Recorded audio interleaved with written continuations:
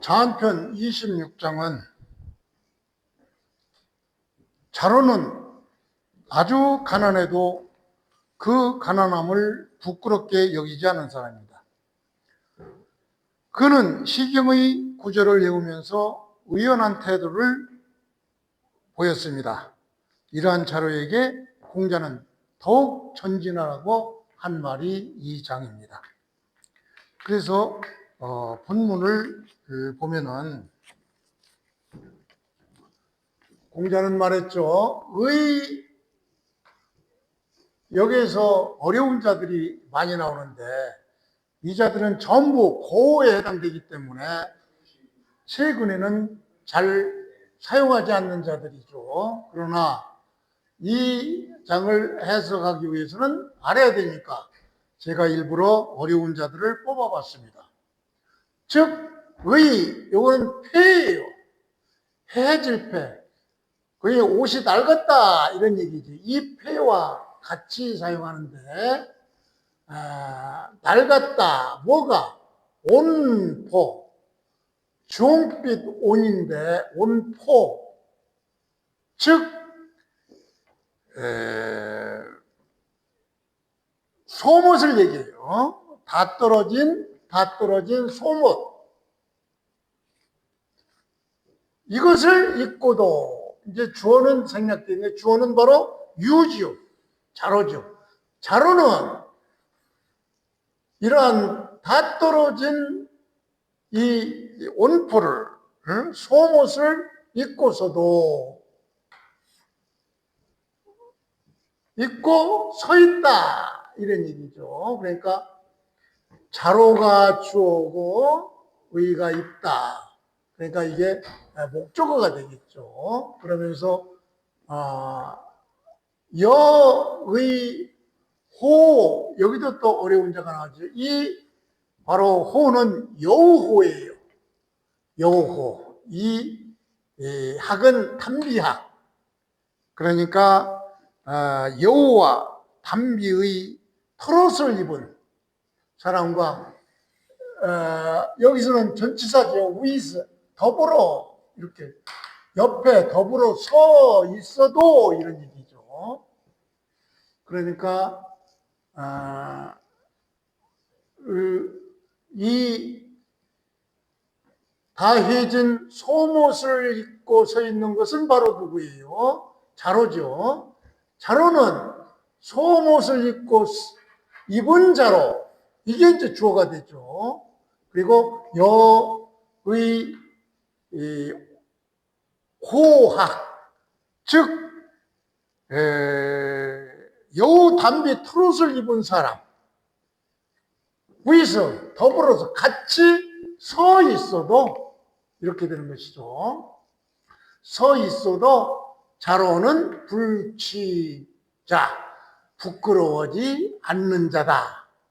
바로 그 자는 바로 자로일 것이다. 이런 간단한 얘기죠. 그래서 이 장은 바로 자로가 이렇게 다 떨어진 털옷을 입고서도 아무리 화려한 담비 옷을 입은 그런 사람 같이 서 있어도 결코 부끄러워하지 않는 그 의연한 태도를 보이는 이런 모습을 나타내고 있죠.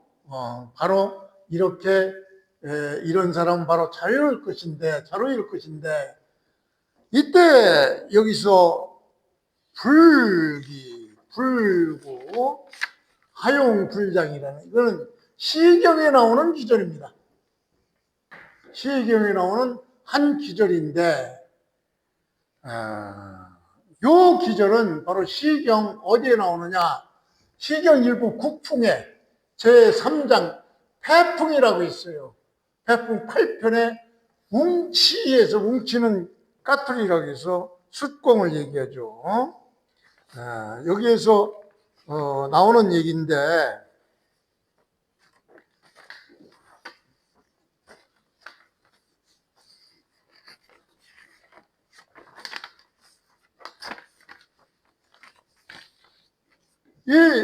그러니까 시경 국풍의 해풍 8편 웅치편인데 이것도 4개의 기절로 되어 있어요. 그 중에서 1, 2, 3은 여기서 빼고 마지막 4개가 이런 기절이 나옵니다. 즉 백이군자 부지행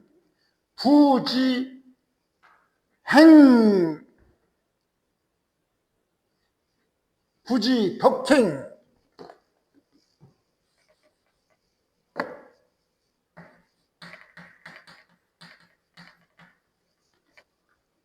백이군자 여러 군자들이여 너희들 백의 명이니까 이게 여러 명을 의미하죠. 고에서는 그래서 여러 군자들이여 지 부지 알지 못하느냐 무엇을 덕행을 즉 덕행을 알지 못하네 이런 얘기. 어떤 덕행을 알지 못하느냐 부지불고 하용불장 응? 어찌 이 기는 바로 해칠기예요. 해칠기. 그러니까 해치지 않고 즉 해치지도 않고 불구 구는 구하다 너무 탐내지다 이런 얘기죠. 해치지도 않고 탐내지도 않으니 어찌 불장 장은 저기서도 나오죠. 아주 좋은 착한 어찌 착하지 않느냐 이렇게 표현을 했는데 여기서 지금 공자가 말하고자 하는 의미는 바로 이 웅치편의 이 마지막 이 기절 불기불구 하용불장 요 얘기는 바로 남을 해치지도 않고 그렇게 깊이 탐하지도 않는다. 다시 말해서 특별히 착하지도 않고 그렇다고 악하지도 않고 이런 사람을 의미하죠. 이런 사람이 어찌 훌륭하지 않느냐 이렇게 얘기를 했는데 공자가 이 말을 얘기한 것은 이거는 착하기는 해도 적극적인 어떤 그 덕의 이행은 아니죠. 다시 말해서 사회에 아무런 어떤 그 영향을 끼치지 않는 사람이니까 현대적으로 보면은 큰 잘못은 안 하지만 공동체에서 기하는 바가 없는 사람 과연 이런 사람을 칭찬해도 되는가 그런 의미로 요 말을 응용했던 것입니다. 요 말을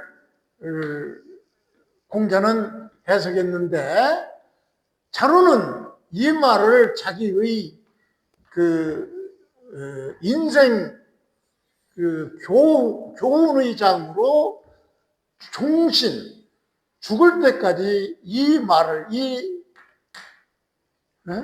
이 시경 기조를 외우면서 자기의 인생 좌표로 삼았죠. 그래서 이 시경 기조를 암송하다 외운다 종신 자로는 평생토록 이 시경 기조를 암기하면서 살아왔다. 그러니까 인생 목표로 삼고 살아왔다 이런 얘기죠. 이것을 공자는 어떻게 비판했느냐? 시도야 이것도 도의 한 일편은 되지만 하조 미장 어찌해서 그렇게 훌륭하다고 얘기할 수가 있느냐? 즉 이거는 그냥 착하지도 않고 그렇다고 특별하게 악하지도 착하지도 않은 이 소극적인 이런 행위 이거는 공자는 언제나 유교의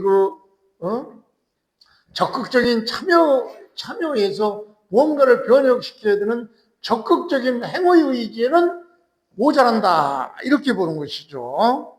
그래서 이 말은 바로 공자가 일면 자로의 그 착한 일면은 인정하지만 그렇다고 해서 적극적인 사회 참여에 대한 비판, 이것은 좀 고려해라. 이렇게 자로에게 공자가 조언을 했던 것입니다.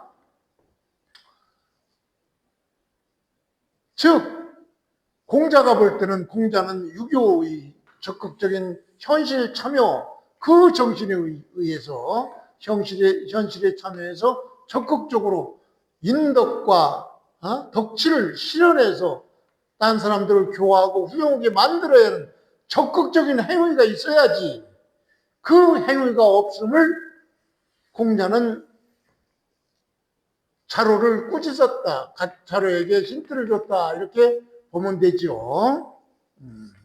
그래서 이 장은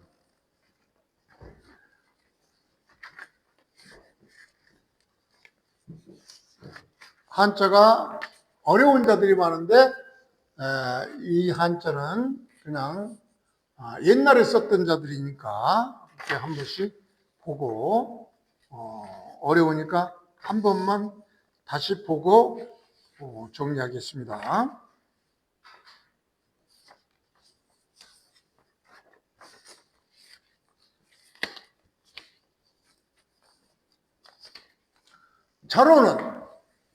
자로는 이 공자가 말했는데 이 옷을 입은 사람의 주체는 봐도 자로죠. 자로는 이렇게 다 떨어진 그 속옷을 입고서도 속옷을 입고 누가 어디에 서 있느냐 서 있는 것을 수식하는 부사구는 바로 더불어 호학 여우의 어떤 담비 트롯을 입은 사람과 같이 서 있어도 부끄러워하지 않는다. 이것이 바로 자로일 것이다. 이렇게 얘기했고, 아까도 얘기했지만, 이거는 서경에 나오는, 시경에 나오는 기절이죠. 다시 말해서, 불기불구, 해치려 하지도 않고, 그리고 욕심내서 뭘 구하려도 않으니, 소극적인 선행이죠. 하느니, 어찌 좋지 않겠느냐. 여기서 용은 하다, 이런 의미예요. 좋지 않겠느냐. 이렇게, 해석이 되고, 그 다음에, 그래서 이 시경 기조를 자로는 평생도록 이 기조를 외우고 암송하고 자기의 인생 좌표로 삼았던 것입니다. 이 점에 대해서 공자는 이러한 자로의 태도는 일면 어떤 도라고 할 수 있으나 이것만으로도 어떻게 적극적인 그런 인의 실행, 덕의 실행이 없는데 어떻게 해서 이러한 도만으로, 이러한 선행만으로 어떻게 해서 적극적인 선의, 덕의 행하는 바가 없는데 어떻게 훌륭하다고 할 수 있겠는가라고 자로를 약간 꼬집은 그런 기절이죠.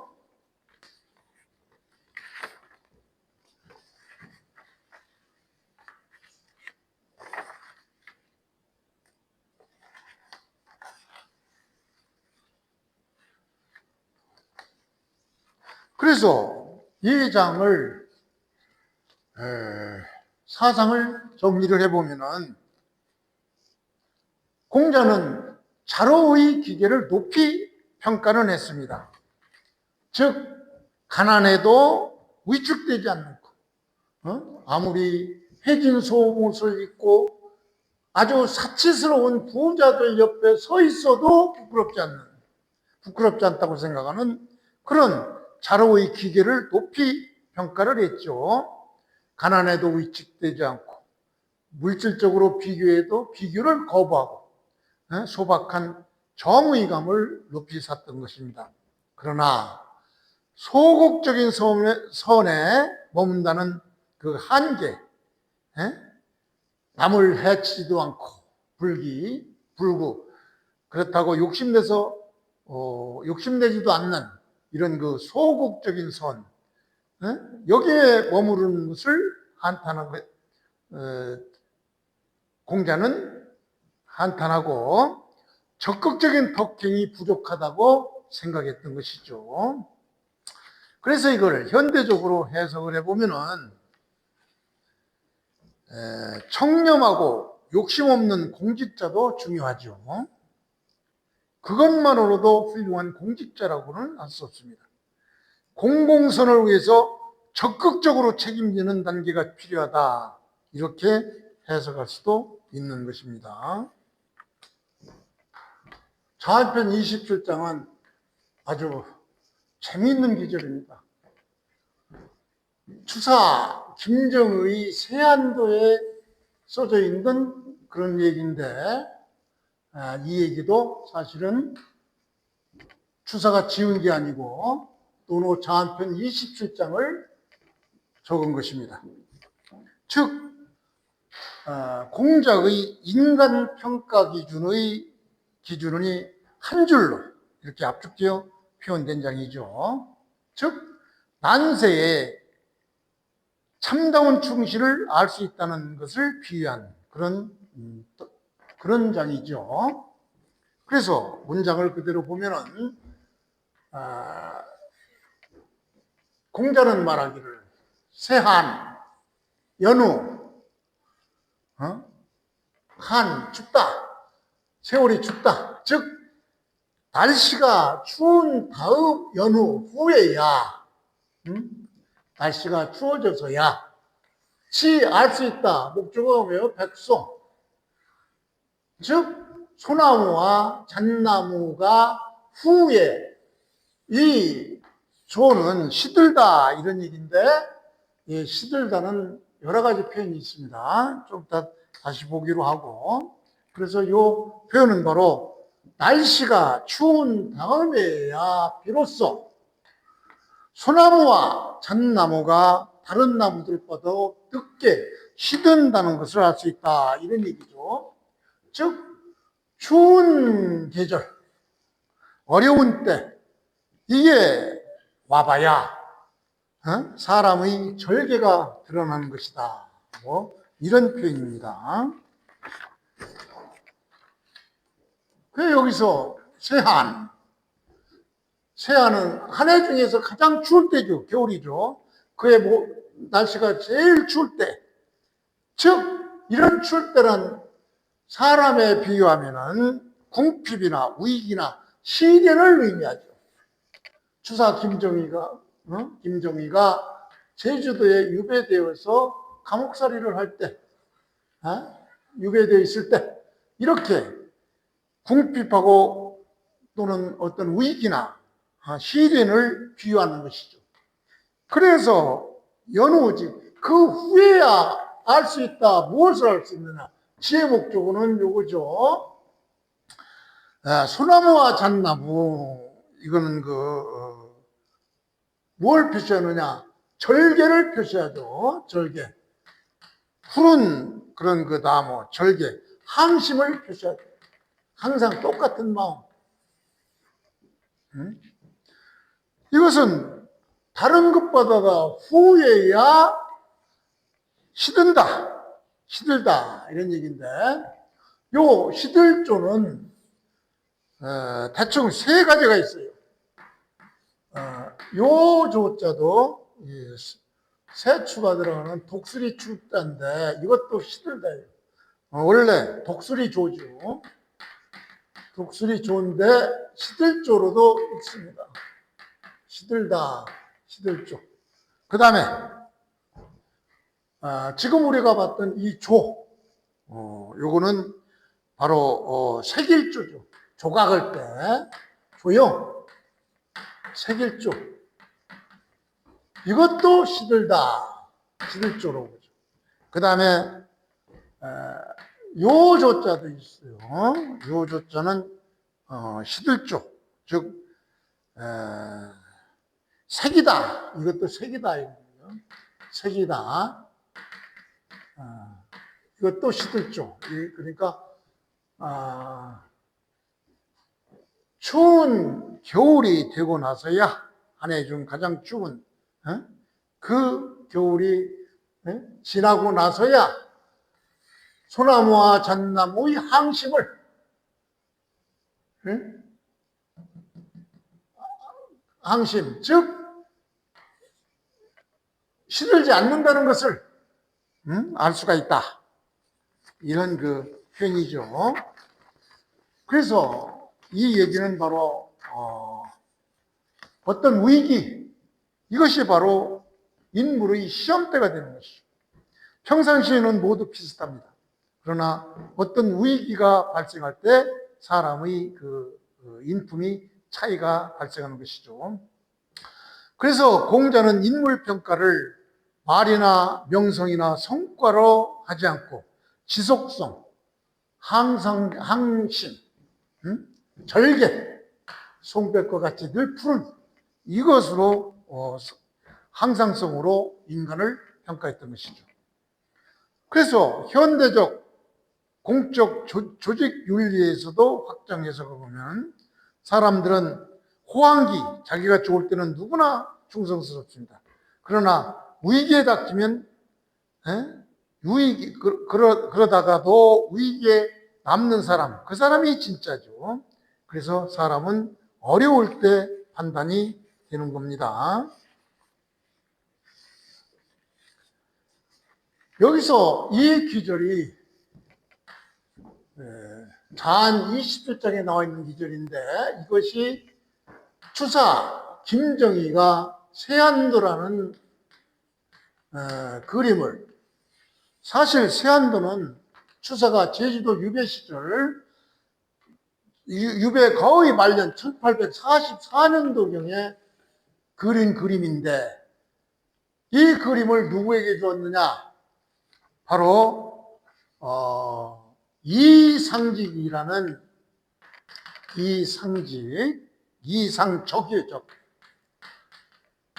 이상적이 이게 말하자면 그 통역관인데, 그 이상적이 추사 김정희가 제주도에 유배되어 있을 때도 이상적은 변함없이 책과, 외국을 왔다 갔다 하니까, 중국을 왔다 갔다 하니까 통역관이니까 책과 또 붓, 종이 이런 거를 계속해서 보냈다고 합니다. 들키면 자기는 죽을 수도 있는데, 그럼에도 불구하고 계속해서 이렇게 주니까, 이 세안도 내용이 이상적을 그 연상해서 그린 거예요. 즉 이렇게 자기 위기에 있으면서도 변함없이 자기를 지켜주는 충신이다, 이렇게 보는 것이죠. 그래서 세안도 발문에서 이 기절이 나오는데, 이것은 바로 자기가 지은 것이 아닙니다. 어떤 사람들은 모르고 이거를 추사 김정희가 지었다 이렇게 생각하는 사람들이 있는데, 지은 게 아니고